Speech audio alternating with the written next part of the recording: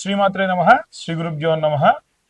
ఇప్పటి వరకు మనము ప్రతి నెల మాస ఫలితాలు చెప్పుకుంటూ ఉన్నాం. అందులో భాగంగా ప్రతి మాసంలో మనకు విశేషంగా కొన్ని యోగాలు వచ్చాయి. రుచక యోగం అని, మాలవ్య యోగం అని, ఇవన్నీ కూడా ఏంటంటే పంచమహాపురుష యోగములలో భాగం అన్నమాట. గోచారంలో ఈ పంచమహాపురుష యోగాలు ఏవే వస్తున్నాయి ఏంటనేది చూద్దాం. ముఖ్యంగా మేషరాశి వారికి సంబంధించి అసలు ఈ పంచమహాపురుష యోగాలు అంటే ఏంటంటే కుజుడు, బుధుడు, గురువు, అలాగే శుక్రుడు, శని గ్రహాలు. ఈ గ్రహాలన్నీ కూడా ఒకటవ, నాలుగవ, ఏడవ, పదవ స్థానాల్లో ఉంటే అది పంచమహాపురుష యోగం అంటారు. ఈ పంచమహాపురుష యోగాలు ఉంటే ఏమవుతుందండి? ఇంకా అద్భుతంగా ఉంటుందా అంటే అలా ఏం లేదండి. పంచమహాపురుష యోగాలు అంటే అద్భుతంగా ఉంటుంది. ఎప్పుడు మీరు కష్టపడతారు, కష్టానికి తగినటువంటి ప్రతిఫలం వస్తుంది, దానికి తగ్గటువంటి సుఖం కూడా అప్పుడే అనుభవిస్తారు. కానీ కష్టం లేకుండా ప్రతిఫలం అనేటువంటిది రాదు. తదుపరి తులారాశి. తులారాశి వారికి సంబంధించి డిసెంబర్ 1 నుంచి 31 తారీఖు మధ్యలో ఉన్నటువంటి పంచమహాపురుష యోగములు ఎలా ఉండబోతున్నాయి అనేటువంటి విషయాన్ని తెలుసుకుందాం. ముఖ్యంగా తులారాశి వారికి సంబంధించి లగ్నాత్ వారి తులలో శుక్రగ్రహ సంచారం అనేటువంటిది జరుగుతుంది కాబట్టి అది మాలవ్య యోగము. ఈ పంచమహాపురుష యోగాల్లో మొత్తం 5 యోగాలు ఉంటాయి. మాలవ్య యోగం అంటే శుక్రుడు 1, 4, 7, 10 స్థానాలు. శుక్రుడు కాకుండా శుక్రుడు గాని, బుధుడు ఉంటే భద్రమహాయోగం, ఈయన కూడా 1, 4, 7, 10 స్థానాల్లో. లేకుంటే విశేషంగా కుజుడు ఉంటే వృచక యోగం, అది కూడా 1, 4, 7, 10 స్థానాల్లో ఉంటే. బుధుడు ఉంటే భద్రమహాయోగం అంటారు, 1, 4, 7, 10 స్థానాల్లో. లేదంటే ఈ యొక్క కుజుడు ఉంటే రుచక యోగము, శని ఉంటే శశమహాయోగం అంటారు, అది కూడా 1, 4, 7, 10 స్థానాలు. అయితే ఈ యొక్క తులారాశి వారికి 1వ ఇంట శుక్రగ్రహ సంచారము, దాంతో పాటుగా దశమంలో గురుగ్రహ సంచారం కూడా ఉంది. ఈ రెండు కూడా 8వ తారీఖు తర్వాతకి చేంజ్ అవుతున్నాయి. ఇక్కడ 2 యోగాలు లాభిస్తున్నాయి. ఈ యోగం ఉన్నప్పుడు ఏమవుతుందంటే విశేషంగా వీరికి డబ్బు గాని, పని గాని, అంటే కష్టం ఉండకుండా ఉండడం అనేది ఉండదు. కష్టం ఉంటుంది, కష్టంతో పాటు సుఖం కూడా ఉంటుంది. అయితే శుక్రుడు స్వక్షేత్రంలో సంచారం చేయడం మాలవ్య యోగం. ఇలా ఉన్నటువంటి మాలవ్య యోగంలో భాగంగా ద్వితీయంలో ఉన్నటువంటి సూర్యుడు, బుధుడు, కుజుడు కూడా 8వ తారీఖు తర్వాతకి ధనుస్సులో ప్రవేశిస్తూ ఉన్నారు. దీని వలన కమ్యూనికేషన్ రిలేటెడ్ ఇష్యూస్ లో చాలా రకాలైన మార్పులు ఉంటాయి.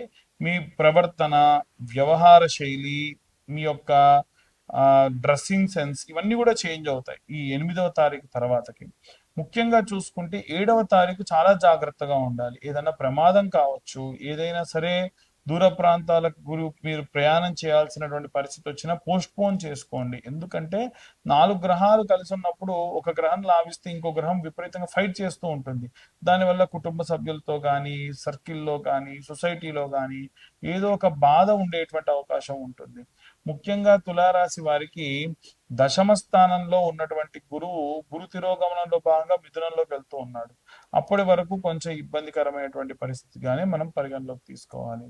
ఇక ముఖ్యంగా చూసుకుంటే ఈ యొక్క ఆ తులారాశి వారికి సంబంధించిన విషయానికి వస్తే పంచమంలో ఉన్నటువంటి రాహు వలన ఏంటంటే ఏదైనా సరే మీకు అవసరం లేని, అక్కరలేనటువంటి వ్యక్తులతోని మీరు ఒక బాండింగ్ ని, రిలేషన్ ని మెయింటైన్ చేయాల్సి వస్తుంది.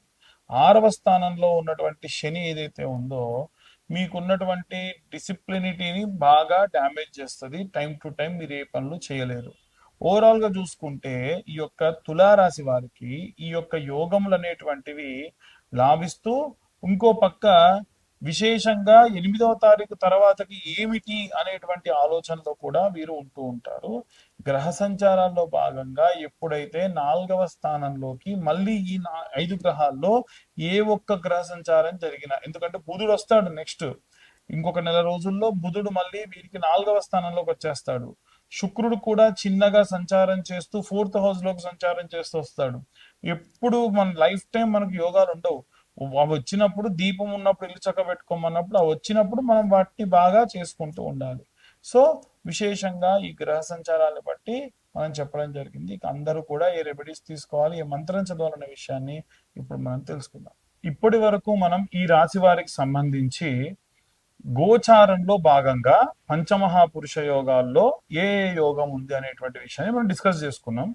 ఇవన్నీ కూడా గోచారంలో భాగంగా చెప్తున్న విషయాలు మాత్రమే. డీటెయిల్డ్ గా మీ జాతకంలో అసలు దశ ఏంటి, అంతర్దశ ఏమిటి, మొత్తం 16 భావచక్రాలు ఉంటాయన్నమాట. ఆ భావచక్రాలు ఏంటి అనేటువంటివి డీటెయిల్డ్ గా మనం ఒక్కొక్కరి గురించి వారి date of birth, time, place ఉంటే మనం జాతకం అనేది ఇంకా పర్ఫెక్ట్ గా చెప్పొచ్చు.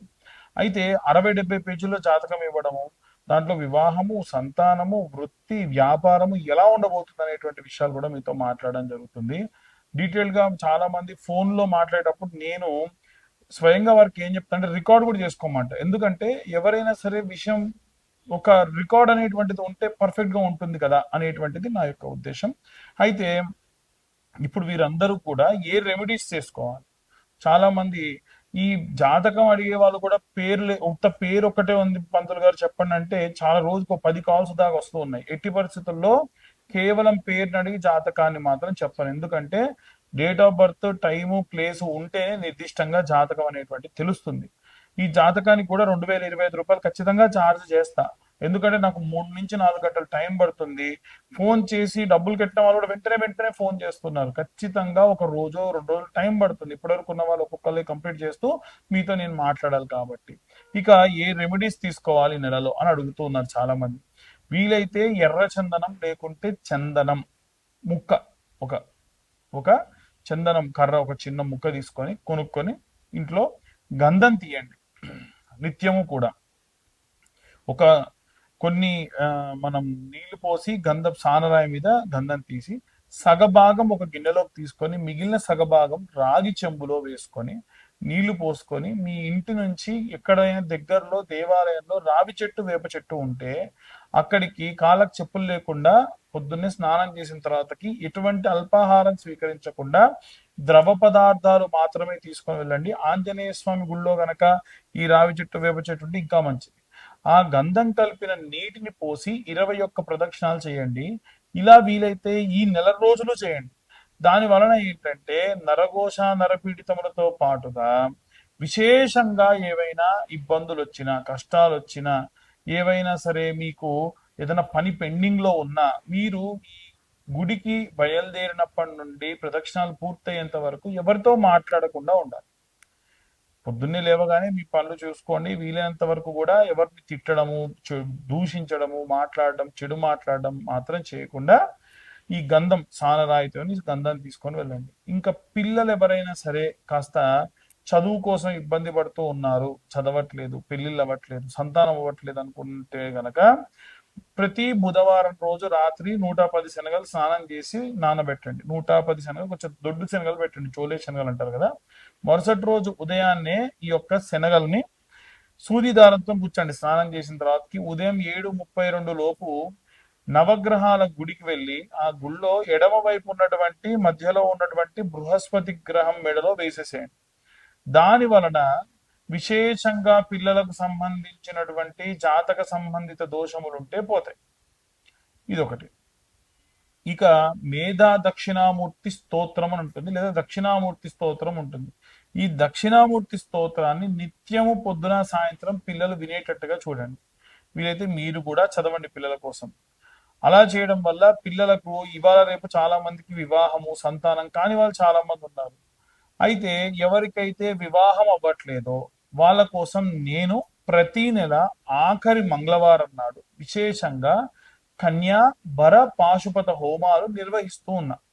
ఎవరికైనా సరే ఒకవేళ మీ పిల్లలకి వివాహం అవ్వట్లేదు అనుకున్న వాళ్ళు ఎవరన్నా ఉంటే, అమ్మాయిలు కానీ అబ్బాయిలు కానీ, అమ్మాయిలకైతేనేమో వరపాశుపతం, అబ్బాయిలకైతే కన్యా పాశుపతం.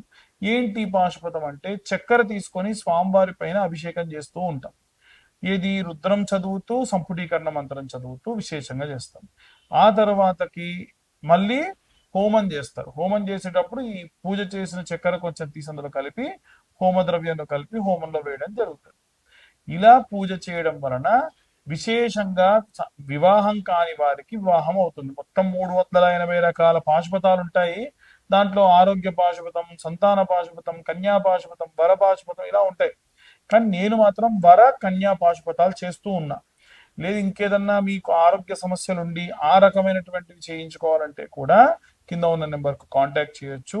జాతక సంబంధిత అలాగే ఈ యొక్క వ్యవహార సంబంధిత విషయాలు. ఇవే కాకుండా అమావాస్య, ప్రతి అమావాస్యకి కూడా వాంఛిత కామ్య సిద్ధ్యర్థం, ఏవైనా మీ కోరికలు ఉంటే కోరికలు తీరడానికి పేపర్ మీద 21 మార్లు మీ కోరికను రాసి హోమం జరిగే స్థలానికి వస్తే, హోమం అంతా జరిగేటప్పుడు ఎవరు కూర్చోరు, ఎంతమంది వచ్చినా మీ గోత్రనామాలు చదివి గణపతి హోమం, నవగ్రహ హోమం ఇలా చేస్తాం.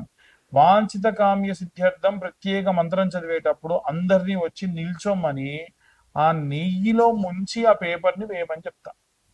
ఆ మంత్రం 21 మార్లు మంత్రం చెప్తా. 21 మార్లు ప్రతి ఒక్కరికి కూడా మంత్రం చెప్పినప్పుడు ఆ కోరికలు అలా ముంచి ఆ నెయ్యిలో ఆ హోమంలో వేసేయాలి. ఇలా చేయడం వల్ల ఏవైనా కోరికలు, బలమైన కోరికలు ఉండి ధర్మబద్ధమైన కోరికలు ఉంటే ఆ కోరికలు నెరవేరుతాయి. ఇవి మాకు చెప్పాల్సిన అవసరం లేదు, మీరే రాసి తెచ్చేసుకోవచ్చు. లేదు, ఒకవేళ మేము ఎక్కడో ఉన్నామంటే మా కోసం మీరు హోమం చేయండి అంటే వీడియో కాల్ లైవ్ లో పెట్టి మంత్రం చదివేటప్పుడు చెప్తాను. అప్పుడు 21 మార్లు మీ కోరికను ప్రింట్ చేస్తాను, నేను చూడను, అది ఏంటో కూడా చూడండి, డైరెక్ట్ ప్రింట్ కొట్టించేసి ఆ ప్రింట్ను అలాగే నేనే నెయ్యిలో ముంచి వేస్తాను. అప్పుడు మీకు వీడియో కాల్లో కూడా చేయడం జరుగుతుంది. ఇలా ఎవరికైనా ఉంటే కూడా ప్రతి అమావాస్య రోజు కూడా చేయడం జరుగుతుంది. ఆసక్తికర వారు కాంటాక్ట్ చేయొచ్చు. సర్వే జన సుఖినో భవంతు. స్వస్తి.